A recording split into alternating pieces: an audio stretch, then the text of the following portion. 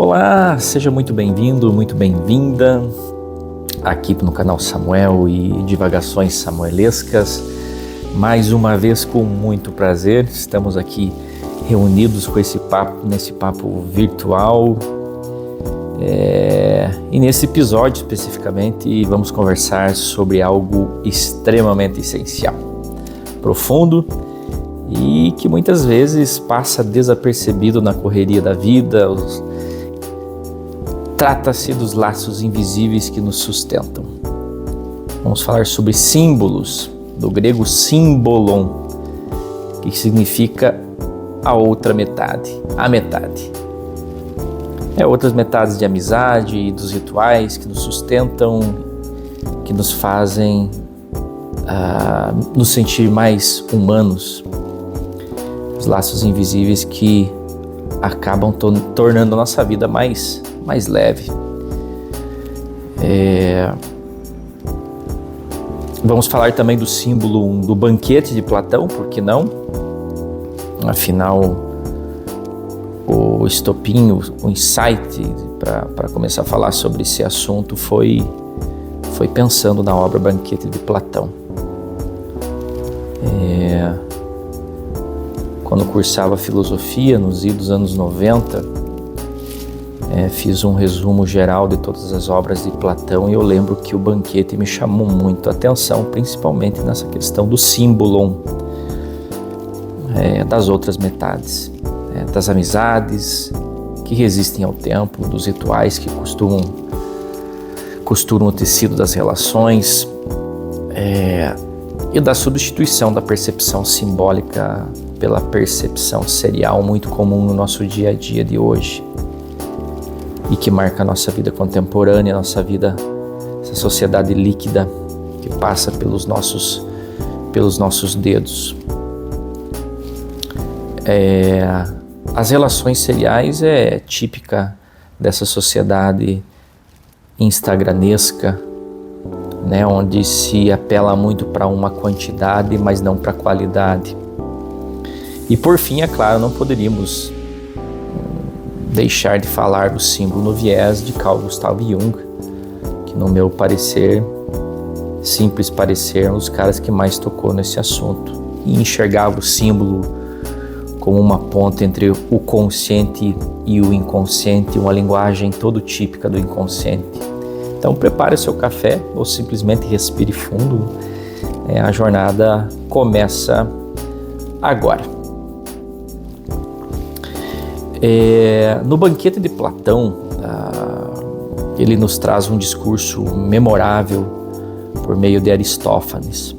Os humanos eram seres esféricos, é isso que é contado no Banquete, completos, com 4 braços, 4 pernas e 2 faces.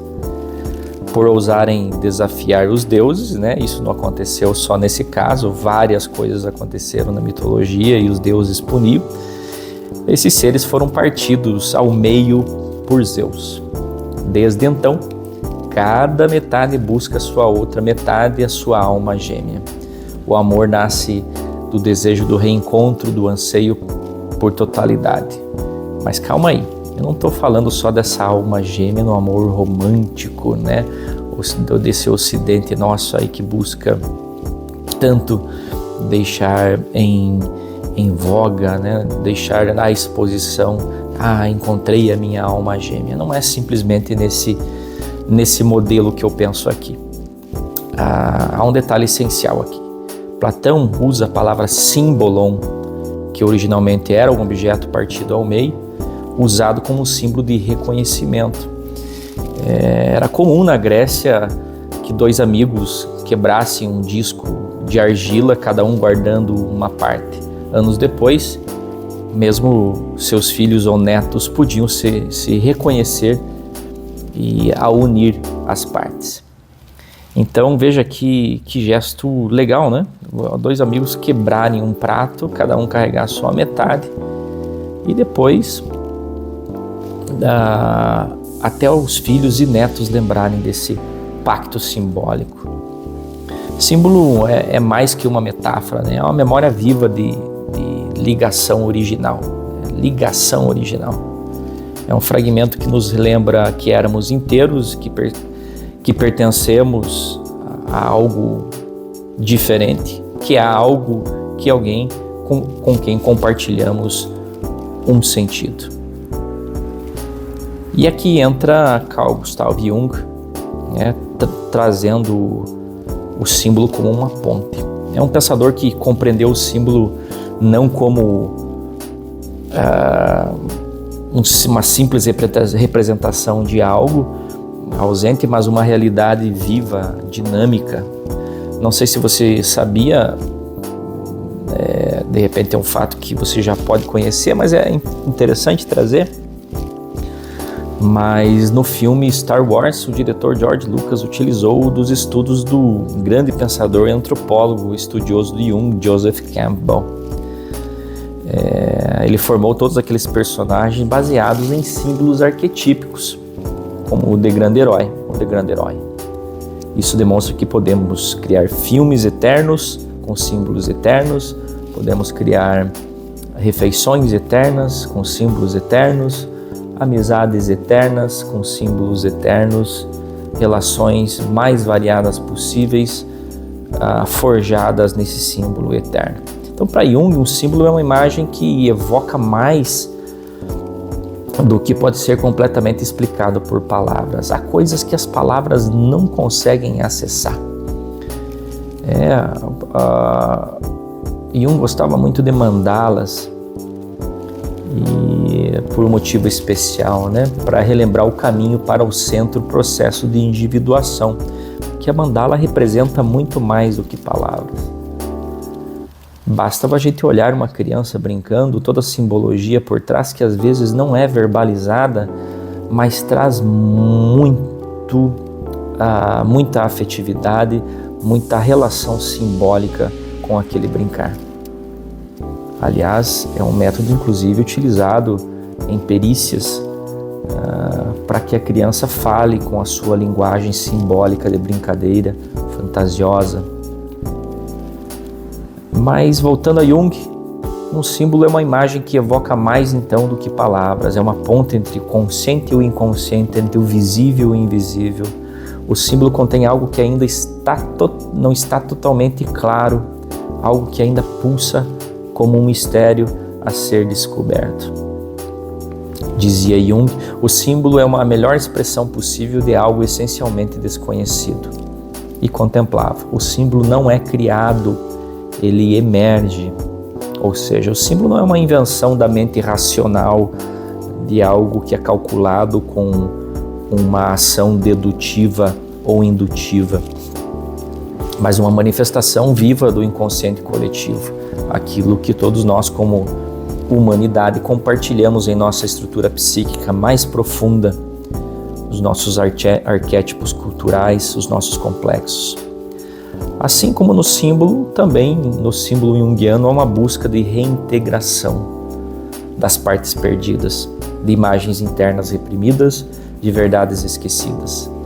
Encontrar ou criar um símbolo é para Jung um ato de cura, um passo em direção à totalidade, aquilo que ele chamava de processo de individuação. Quando falamos em outras metades, não estamos falando apenas de casais, conforme eu falei, estamos falando de almas que ressoam. Quantas vezes encontramos alguém com quem sentimos afinidade imediata, como se um pedaço nosso tivesse voltado ao lugar certo? Amizades profundas que a gente consegue dar aquela boa gargalhada somente naquele âmbito. Essas amizades, essas conexões profundas não são fruto do acaso, são muitas vezes ativadoras simbólicas do nosso próprio inconsciente. O outro funciona como uma espécie de espelho, ou até como uma chave, algo em mim despertado por meio dele, ou por meio dela. Essas relações nos atravessam de forma horizontal no convívio, de forma vertical na transcendência e diagonal quando provocam em nós mudança, crescimento e desconstrução. Desconstrução de quem nós somos para sermos mais nessa relação, algo coletivo, o que o símbolo representa bem. Na Grécia, os amigos celebravam ritos, havia formas de honrar a presença do outro, banquetes, poesia, vinho. Não é à toa que o nome banquete do livro, né, relata isso, vários amigos reunidos. A amizade era um estado simbólico, vivida como algo que precisava ser protegido e lembrado. Hoje, porém, vivemos a substituição da percepção simbólica pela percepção serial. Em vez de significados, buscamos quantidades. Em vez de ritos de passagens, nós buscamos ritos de postagens. Em vez de presença, apenas notificações. Isso tem um custo muito grande psicologicamente falando. Um símbolo, como diz Jung, só cumpre seu papel se for vivido. Quando perdemos a capacidade de simbolizar, nos tornamos órfãos de sentido. E como um símbolo fosse partido, mas jamais reunido, jamais trocado. Eu agradeço muito e cito aí vários amigos. Eu mesmo tenho um grupo de amigos que nos chamamos de Marcos. Não é um motivo para eu contar porquê hoje, né? Mas a gente faz desde trocas de piadas matinais até juízos da realidade extremamente profundos. O fato de um amigo cozinhar para o outro é todo um ritual simbólico que faz com que aquele amigo anfitrião torne o outro amigo exaltado, sem cobrança, sem quantidade, mas qualidade de momento, qualidade de partilha. E cada vez que a gente se encontra, é algo novo para se contar. Dentro dessa sequência de simbologia, dentro dessa sequência de preparação de um banquete, dentro dessa sequência de preparação de um diálogo sobre um assunto aleatório qualquer. Isso nos faz ter uma relação simbólica e, inclusive, ouso dizer, muito incomum nos dias de hoje, onde a virtualidade cada vez toma mais conta.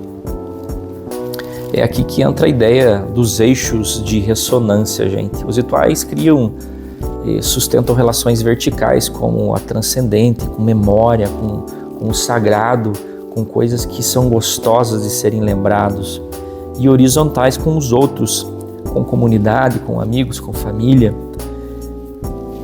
e diagonais com o tempo e com a transformação pessoal. Eu falei de amigos, mas eu cito também minha família. Somos em 7 irmãos e nós temos as nossas simbologias específicas, e é sempre um prazer estar reunido quando possível com todos os irmãos, mas quando 2 ou 3 estão reunidos, sempre há uma troca simbólica, seja ela via estômago, quando a gente come, ou seja ela via verbal, quando falamos ou trocamos uma piada. Jung mesmo dizia que o ritual protege a psique contra o colapso. Ele via nos ritos ancestrais uma função psíquica profunda, manter vivo o elo com o inconsciente coletivo, com os mitos formadores, com os arquétipos que se estruturam em nossa alma. Rituais entre amigos entra aí também. Então são mais do que convenções sociais, são formas simbólicas de lembrar que o outro é parte de mim, faz parte da minha história, faz parte do meu coletivo, faz parte da minha linha do tempo. E que sem essa lembrança, sem essa repetição com sentido, o laço se esgarça, vai embora, perde o sentido. O que fazer diante de um mundo que nos serializa, nos desconecta do símbolo e transforma vínculos em algoritmos? Resistir com um gesto simbólico, recriar rituais, trocar mensagens significativas e não apenas likes seria o ideal. Marcar encontros com propósito, fazer do simples um verdadeiro sacramento ritualizado.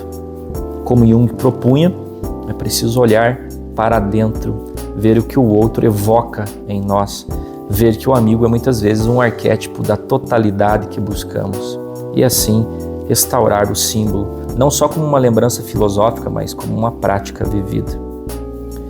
Perceba você então que a simbologia muitas vezes vai muito além da linguagem. às vezes um olhar amigo, um abraço, ou até mesmo um copo de cerveja compartilhado, aquele que gosta de tomar uma cerveja, ou um copo de chá, uma xícara de chá compartilhada, um pão que é feito e oferecido, trocas simbólicas. Aliás, é muito comum em algumas famílias, quando está se conhecendo uma nova pessoa, ofertar um pão feito pela própria pessoa. Isso é um ato muito simbólico. Então, digo aí, você, meu amigo Tasha, você, meu amigo Pedro Rafael, a você, meu amigo Eduardo, a você, meu amigo André, a você, meu amigo Peco, a você, meu amigo, entre tantos outros amigos que já participaram de algum ritual, seja ele no churrasco, seja num festival de rock and roll. Meu abraço ao meu amigo Fernando, que mora na Filadélfia hoje, mas compartilhou comigo de uma simbologia gigante através da música. Então, a você que me conhece, a você que um dia compatibilizou de um espaço de tempo ritualizado comigo, meu muito obrigado. E a você que está me ouvindo agora, obrigado por ter caminhado comigo até aqui, simbolizando esse momento. Hoje falamos de símbolos, de Jung, de Platão, mas acima de tudo falamos da amizade como um vínculo profundo com o espelho e com muito carinho. Se algo te tocou, que tal transformar essa escuta num gesto, hein? Envia essa fala para alguém que te representa, que representa algo importante para ti, para você. É uma dessas metades queridas que você tem. Reative um ritual, reencene um vínculo, viva um verdadeiro símbolo. Porque no fim, como dizia Jung, aquilo que você mais precisa está onde você menos quer olhar. E muitas vezes está no outro. Aquele abraço, até o próximo episódio. Obrigado pela sua presença.